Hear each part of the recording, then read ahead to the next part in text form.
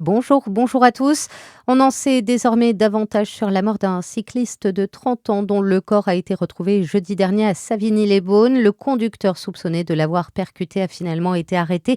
C'est l'exploitation des caméras de vidéosurveillance qui a permis d'identifier un véhicule utilitaire impliqué dans cette collision.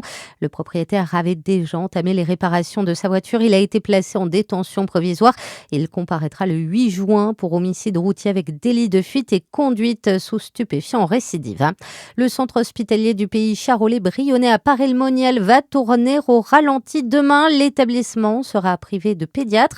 Pour les urgences, il faudra donc contacter le 15 jusqu'à mardi matin 8h qui se chargera d'orienter les patientes et les enfants vers les hôpitaux de la région, notamment vers Chalon-sur-Saône. Un plan d'urgence pour faire face au choc pétrolier. La demande des élus de Besançon au maire de la ville, le groupe Les Écologistes, Génération et Société Civile, emmené par l'ancienne maire Anne Vigneault, propose un ticket Ginco à 50 centimes, davantage de parking de covoiturage, des itinéraires cyclables renforcés ainsi qu'un soutien au CCAS. Et justement, la paix au Moyen-Orient a du plomb dans l'aile. Les négociations entre Téhéran et Washington ont achoppé au Pakistan.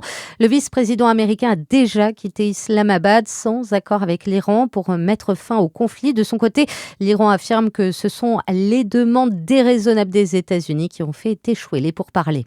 C'est l'événement emblématique du patrimoine jurassien. La percée du vin jaune aura lieu durant le premier week-end de février 2027. Plusieurs dizaines de milliers de personnes dégusteront pour la première fois le millésime de 2020. Cette année, 32 000 visiteurs avaient été recensés en 2 jours, dont 20 000 rien que le samedi.